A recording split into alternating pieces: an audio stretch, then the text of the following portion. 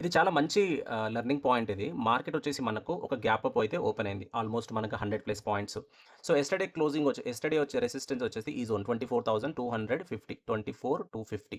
ఈరోజు మనకు ఆల్‌మోస్ట్ ఇదిగోండి ఇక్కడ ఓపెన్ అయింది. సో, 24,380 దగ్గర. మార్కెట్ ఓపెన్ కాగానే ఆల్‌మోస్ట్ ఇక్కడి వరకు మనకు సెల్లర్స్ అనేవాళ్ళు డౌన్‌కి పుష్ చేసిన తర్వాత బయర్స్ అనేవాళ్ళు దీనికి పైకి తీసుకెళ్లారు. బట్ ఏదైతే హై ఉందో దాని పైన నెక్స్ట్ క్యాండిల్ క్లోజ్ చేయలేకపోయింది.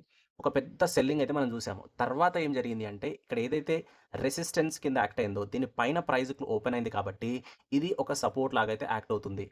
బట్ నేను చెప్పాను ఎప్పుడైనా సరే విక్స్ ఫార్మ్ అవుతాయి గదా! ఇదిగోండి ఇది ఉంది గదా! ఇక్కడ నుండి సెల్లింగ్ అనేది క్రియేట్ అయింది. కిందకొస్తే సెల్లింగ్, పైకెళ్తే బయింగ్. సో, ఇక్కడ రాగానే ఇక్కడ చూడండి విక్స్. సో, ఇలా బాడీ గనక ఫార్మ్ అయ్యి టాప్‌లో గనక విక్ ఫార్మ్ అవుతే సెల్లింగ్. 1, 2, 3, 4, 5, 6, 7 ఇలాంటి విక్స్ గనక బ్యాక్ టు బ్యాక్ మనకిక్కడ ఫార్మ్ అయ్యాయంటే, ఇక్కడ ఆల్రెడీ ఆర్డర్స్ ప్లేస్ చేసి ఉంచుతారు కాబట్టి, దాన్ని హిట్ అయ్యి ప్రతిసారి కిందకొస్తున్నట్టుంది.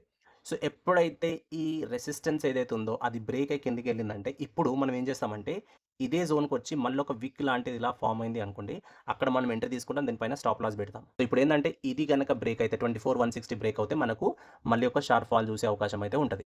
మనం అనుకున్న విధంగానే అయితే ఇప్పుడు ట్రెండ్ లైన్ కూడా బ్రేక్ కావడం జరిగింది. అండ్ ఎగ్జాక్ట్‌గా మనకి ఈ జోన్ గనుక బ్రేక్ అవుతే మళ్ళీ ఒక షార్ప్ ఫాల్ చూసే అవకాశం అయితే ఉంటుంది. యాస్ ఆఫ్ నౌ అయితే దీంట్లో సెల్లింగ్ ఆపర్చునిటీ గురించి మాత్రం మనం వెతకాలి. ఒకవేళ నచ్చితే లైక్, సబ్స్క్రైబ్, షేర్ చేయండి. So, thank you so much for watching.